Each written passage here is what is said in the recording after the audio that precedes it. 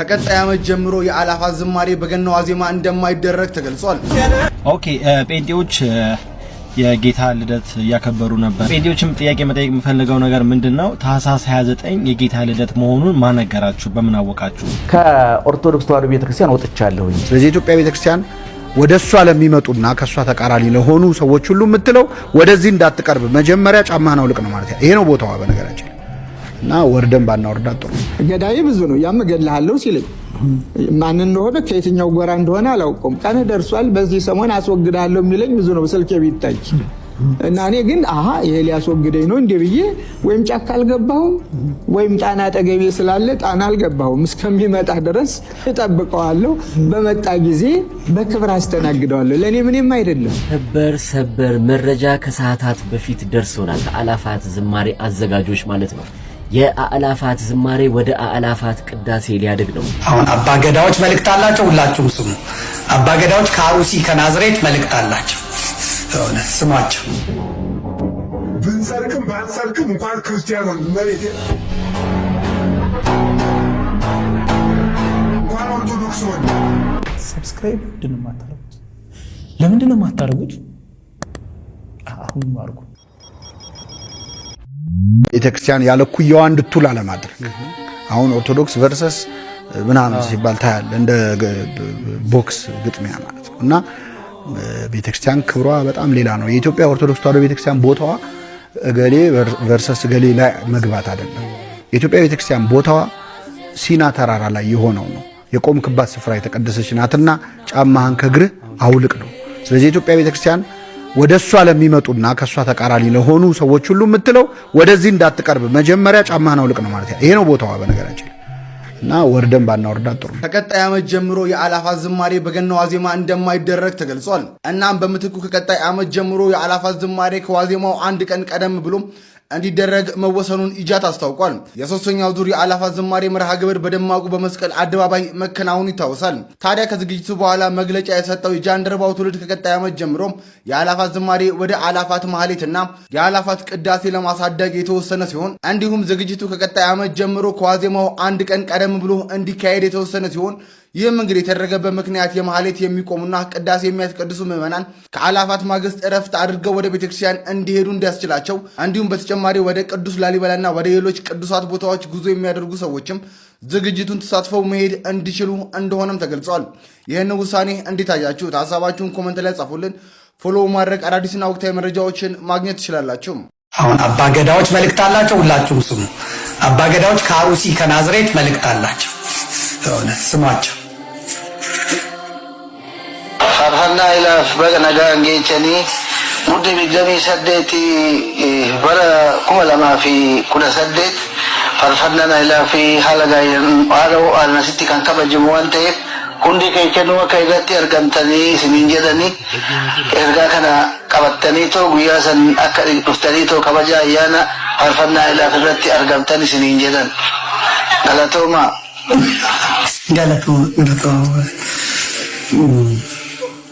እንግዲህ ለ2018 የአእላፋት በዓል እንኳን አደረሳችሁ አለ። አሁን እንኳን ለጌታችንና ለመድኃኒታችን ለኢየሱስ ክርስቶስ የልደት በዓል ኤክስ ተሰርዟል። ምክንያቱም በእስራኤል አሁን እንደዚህ አይነት ነገር እንደሚያስቀጡ እየተጻፉ ነው። በአውሮፓ፣ በአሜሪካ፣ በምዕራቡ ዓለም እንኳን ለጌታችንና ለመድኃኒታችን ለኢየሱስ ክርስቶስ የልደት በዓል የለም። እንኳን ለገና በዓል አደረሳችሁ ነው የሚሉት ማስታወቂያዎቻችንም። የኢየሱስ ክርስቶስ ጌትነቱ፣ አምላክነቱ፣ ፈጣሪነቱን አስተባብራ የምትይዘው የኢትዮጵያ ኦርቶዶክስ ተዋሕዶ ቤተክርስቲያን ናት። እንኳን ለአእላፋት ዝማሬ አደረሳችሁ። አሜን አሜን አሜን። የአእላፋት ዝማሬ እንዴት ነበር? ቦስቶ ነበር። ከዛ አባገዳዎች መጥተው በጋያና አእላፊን እንኳን ለአእላፍ በዓል አደረሳችሁ ከሆነ እኔ ዝግጁ ነኝ። መቼውንም እንደውም ባይሉትም ገዳይ ብዙ ነው። ያም እገልሃለሁ ሲለኝ ማን እንደሆነ ከየትኛው ጎራ እንደሆነ አላውቀውም። ቀን ደርሷል በዚህ ሰሞን አስወግዳለሁ የሚለኝ ብዙ ነው ስልኬ ቢታይ እና እኔ ግን ይሄ ሊያስወግደኝ ነው እንዴ ብዬ ወይም ጫካ አልገባሁም ወይም ጣና አጠገቤ ስላለ ጣና አልገባሁም። እስከሚመጣ ድረስ እጠብቀዋለሁ። በመጣ ጊዜ በክብር አስተናግደዋለሁ። ለኔ ምንም አይደለም።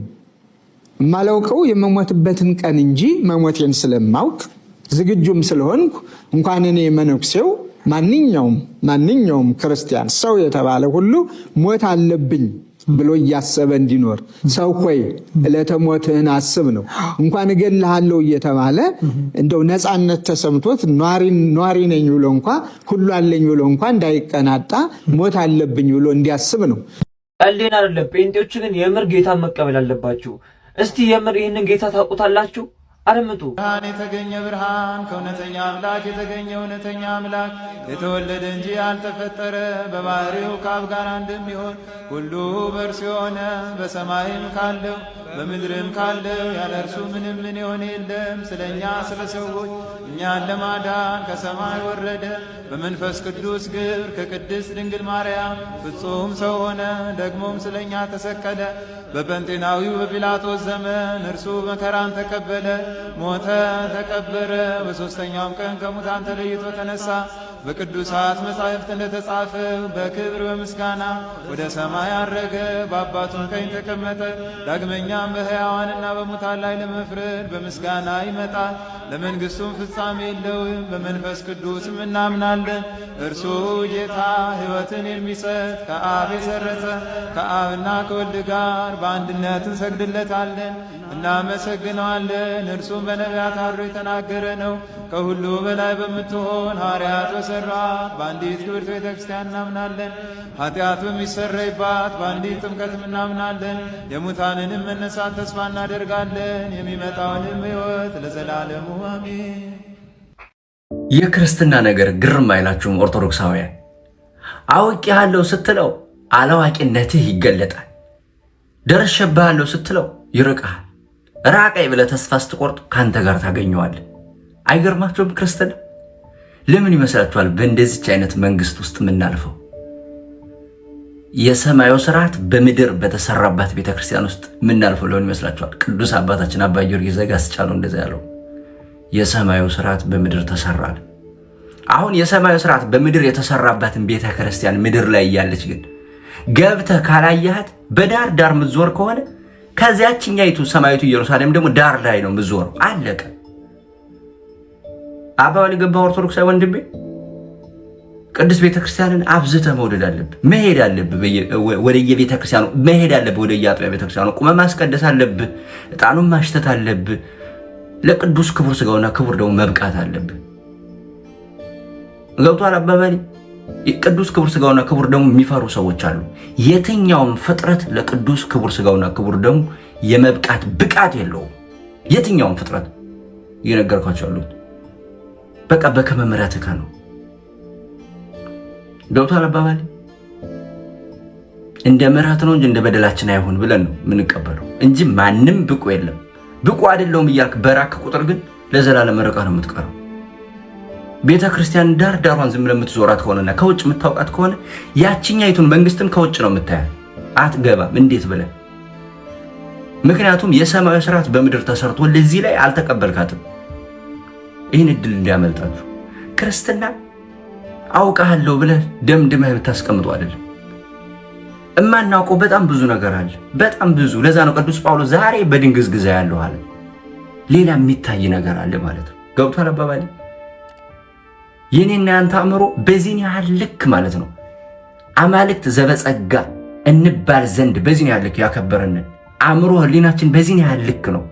አሁን ግን ያው ለማይረባ ነገር ስለምንሰጠው አይታየንም። የኛ ነገር አሁን ዝም ብለን ይሄው የሚታየውን ነገር ነው እዚህ ላይ ያለው ምናምን ብለን የምናየው። ከዚህ ወጥተ ክርስትና እንደዚህ አይነት ነገር ደግሞ የሚመጣው መቼ እንደሆነ ታውቃላችሁ? ኦርቶዶክሳዊ አንተ ኦርቶዶክሳዊ ወንድሜ እህትዬ ሙተ ሳትሞት እኮ ነው ሙተ ለሌላ ሰው መኖር ስትጀምር ነው የሚገባ።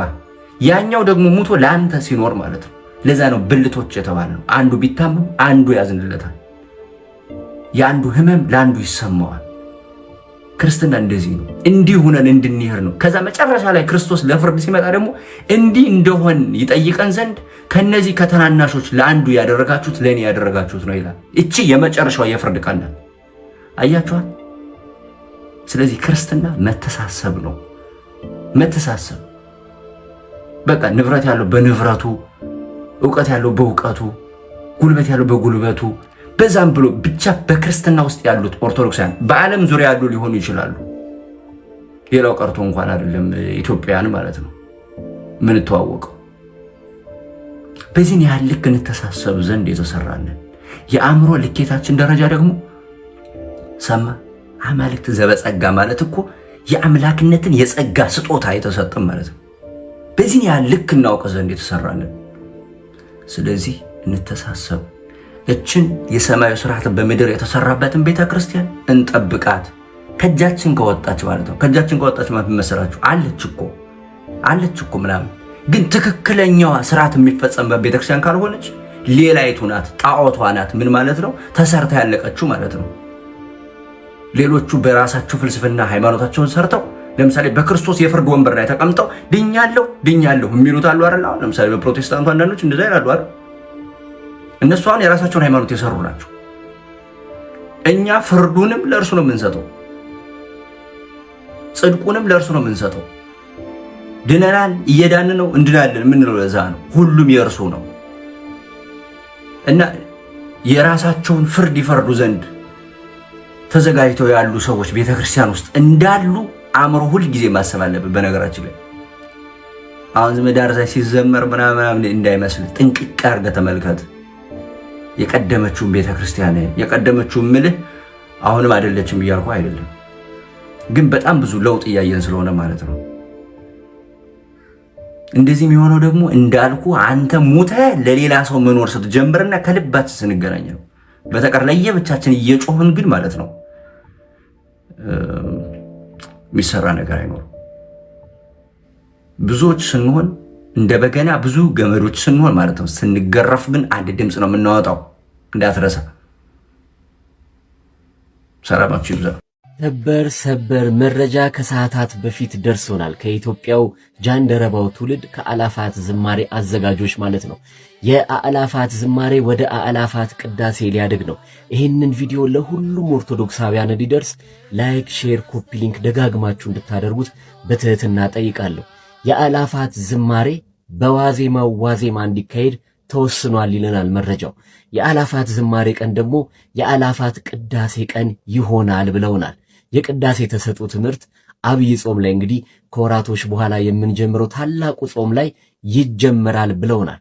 ፈቃደ እግዚአብሔር ቢሆን ከቀጣይ ዓመት ጀምሮ የአእላፋት ዝማሬ አንድ ቀን ቀድሞ በዋዜማው ዋዜማ እንዲደረግና በዋዜማው ዕለት ደግሞ የአእላፋት ቅዳሴ ዘመቻ እንዲጀመር እንግዲህ ተወስኗል። ይህም በራሳቸው የሚዲያ ገጽ ላይ ያሳወቁን መረጃ ነው። ይህ መደረጉም ማህሌት የሚቆሙ ምዕመናን ከአእላፋት ማግስት እረፍት አድርገው እንዲቆሙ፣ ወደ ቅዱስ ላሊበላና ወደ ሌሎች ቅዱሳን መካናት ጉዞ የሚያደርጉም ተሳትፈው በማግስቱ በረራዎች ቢኖርባቸው እንዲሄዱ፣ እንዲሁም ልደትን በቅዳሴ አሳልፈው የማያውቁ በዋዜማው ዝማሬ መንፈሳቸው ለቅዳሴ እንዲዘጋጅና በየአጥቢያው ሄደው እንዲያስቀድሱ ያበረታታል ብለውናል። እንግዲህ የኢትዮጵያው ጃንደረባው ትውልድ ከዓመት እንግዲህ ሶስተኛውን እንግዲህ በትላንትናው ዕለት በድምቀት እንዲህ ባማረ መልኩ አሳልፏል።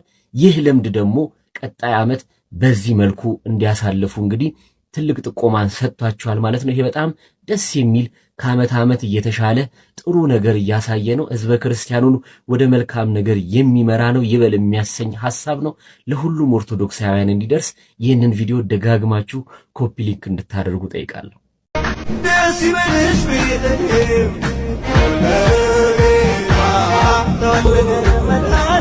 ኦኬ ጴንጤዎች የጌታ ልደት እያከበሩ ነበረ ዛሬና ትናንትና እና ጴንጤዎችም ጥያቄ መጠየቅ የምፈልገው ነገር ምንድነው ታኅሳስ 29 የጌታ ልደት መሆኑን ማነገራችሁ? በምን አወቃችሁ? ምክንያቱም መጽሐፍ ቅዱስ ብቻ በሚለው ነው የምታምኑትና መጽሐፍ ቅዱስ ላይ ደግሞ ታኅሳስ 29 የጌታ ልደት እንደሆነ አይገልጽምና ይህንን ነገር በጣም ለብዙ ጊዜ ጠይቄያለሁ፣ ግን የሚመልስልኝ ሰው አላገኘሁም። እና ጴንጤዎች የገና በዓልን ታከብራላችሁ። ስለዚህ የምታከብሩ ከሆነ ማን የነገራችሁ? በዛ ቀን እንደሚከበር ማን የነገራችሁ? ይህን ጥያቄ በትህትና እንድትመልሱ ይፈልጋለሁ። ተባረኩ። ከኦርቶዶክስ ተዋሕዶ ቤተክርስቲያን ወጥቻለሁኝ። ለምን ወጣ ስትለው አይዛ ክርስቶስ አልተሰበከም ብሎ ነው የሚወጡት። እኔ እዚህ ተሰብኳል አልተሰበከም ለሚለው ቤተክርስቲያንን ጠንቅቄ እንደው በግምት በመላምት በሐሳብ ሳይሆን ተምሬ አውቄ ጠንቅቄ ስለማቃት ክርስቶስ እንዴት አርጋ በምን መጠን እንደሰበከችው ጥንቅቅ አርጌ ስለማቅ የሞላ አይምሮ ያረፈ ህሊና ይዤ ነው የምኖረው። እነዚህ ሰዎች ክርስቶስ አልተሰበከም ብለው ከወጡ ወጡበት ቦታ ላይ ወንጌሉን መልእክታቱን ሐዲስ ኪዳኑን እያብራሩ እየፈተፈቱ ያንን እዚህ ታፈነናል ክርስቶስ ጠምቶናል ርቦናል እሱን መስበክ አለብን ብለው የወጡ ሰዎች ሚዲያ ላይ ቁጭ ብለን ተመልከታቸው በቃ ይህን ሲያብጠለጥሉ ሲሳደቡ ሲያንቋሽሹ እንደገና ደግሞ ንጽጽር እኔ በጣም በእርግጠኝነት የምነግርህ በሚቀጥሉት 10 እና 15 ዓመታት ሃይማኖቶች ትክክል በጣም ከባድ ፈተና ተደቅኖባቸዋል እኔ አንድ ክርስቲያን ቁርአን እንደዛ ነው ቁርአን እንደዚህ ነው ሐዲሱ እንደዚህ ነው የሚለው ነብዩ መሐመድ እንደዛ ናቸው እያለ በማያገባው ገብቶ ከሚፈተፍት ክርስቶስ ይሄ ነው ሐዲስ ኪዳን ይሄ ነው ወንጌሉ ይሄ ነው እምነትህ ሰፍረ ቆጥረ ተረዳ ይሄ ነው ከዚህ ውጭ ያለው አያድንም ብዬ መናገር እኔ ለምሳሌ እኔ የምጠይቀኝ ከኦርቶዶክስ ተዋህዶ ቤተክርስቲያን ውጭ መስደቂያ መንገድ አለ ብዬ አላምንም ብቸኛ ገነት ምገባባት ብዬ ሙጥኝ አድርጌ ያስኳት ኦርቶዶክሳዊ ተዋህዶ ቤተክርስቲያን ናት ኦርቶዶክሳዊ ተዋህዶ ቤተክርስቲያን ደግሞ ዳቦን ከነመስወቡ ደመናውን ከነዝናቡ ንጉሱን ከነሰራዊቱ ዛፉን ከነቅርንጫፉ አምላኪና ተመላኪ ሰጭና ተቀባይ ንጉስና ወታደር ሳይምታታባት ጠንቅቃይ ኖርሽ ቤተክርስቲያን ናት አሁንም ይሄን ምናልባት እንደው ተባራሪ ጽሁፍ ይያዩ ተባራሪ ወሬ እየሰሙ ቤተክርስቲያን እንዴት ትላለች እንደዛ ትላለች የሚሉ ሰዎች ካሉ እነሱ አያገባኝም እኔ የምናገረው ያመንኩትን ያወቅኩትን የጠነቀቅኩትን ነው ስለዚህ እኔ አንድ ሙስሊምም ማወቅ ያለበት ስለ ነብዩ መሐመድ ላማኙ ማስረዳት ስለ ቁርአኑ ስለ ሐዲሱ ስለ ጾሙ ስለ ጸሎቱ ስለ ስርዓቱ በሚገባ ለሙስሊሙ ማስረዳት አሁን ግን የተያዘው ምንድነው ቁርአኑን ለሰዎች ከማስረዳት ይልቅ ወንጌል ውስጥ ገብቶ ክርስቶስ እኮ እንደዚህ ነው ክርስቶስ እንደዛ ነው ስለ ክርስቶስ ማስረዳት ሲገባ ቁርአን ውስጥ ገብቶ መሐመድ ይሄ በሁለቱም በኩል የተስፋ መቁረጥ ምልክት ነው አሁን እኮ ይሄ ቧልትና ስላቅ ሆነ በቃ ጆሮ ጠገብ የሆኑትና ንግግርም ራሱ ያስጨበጨበ ያለው በመተንኮስ ነው ሌላውን ባላጋራ የሚሰማውም አካል እንዲህ አይነት ጉዳዮችን ሊጠነቀቅ ይገባል እንግዲህ ከስር እንግዲህ ምንድነው መሰለህ አንደኛ እንደው ምንድነው ብትለኝ ይሄ ለድህነት ከምንጨነቀው ይልቅ ድህነቱ አስጨንቆናል በአሁኑ ጊዜ ድህነት በጣም መቼም እኔ ከዚህ ቤት እንደተናገርኩት የዚህ ሀገር ችግር በሁለት ባልና ሚስቶች የተፈጠረ ነው ብዬ ነው የማስበው አቶ ድህነትና ወይዘሮ መሃይምነት ተጋብተው የወለዱት ችግር ነው ብዬ ነው የማስበው የኛ ሀገር ችግር ቲክቶክ ላይ ብትለው ዩቲዩብ ላይ ብትለው በሌሎች ሚዲያዎች ላይ የዚህ ሁሉ ችግራችን መነሻና መድረሻ ማዕከሉ ድህነታችን ነው እኔ አሁን በቀደም ስንወያይ ለምሳሌ ኢየሱስ ክርስቶስ አንድ አካል አንድ ባህሪ ብለን ነው የምናምነውኛ አንድ ከኦርቶዶክስ ተዋህዶ ቤተክርስቲያን የወጣ ሰው ነው ሲከራከሩ ክርስቶስ ሁለት ባህሪ ነው ብሎ ይናገራል እሱ የገባበት እምነት እንደዛ ብሎ ያምንም እኮ እምነቱን የገባበትን እምነት እንኳን ስራይ ብሎ ያምንም እዚህ ሀገር ምን አልታዘብክም አንዳንድ ጊዜ ካንዱ ፓርቲ ወደ አንዱ ፓርቲ የሚሄዱ ሰዎች የሄዱበትን ፓርቲ ከማገልገል ይልቅ የወጡበትን ፓርቲ ማንቋሸሽ ይሄ የተስፋ መቁረጥና የመወዳደር ስሜቱ ሙቶበታል ማለት ነው ብንሰርክም ባንሰርክም እንኳን ክርስቲያኖን መሬት እንኳን ኦርቶዶክስ ሆነ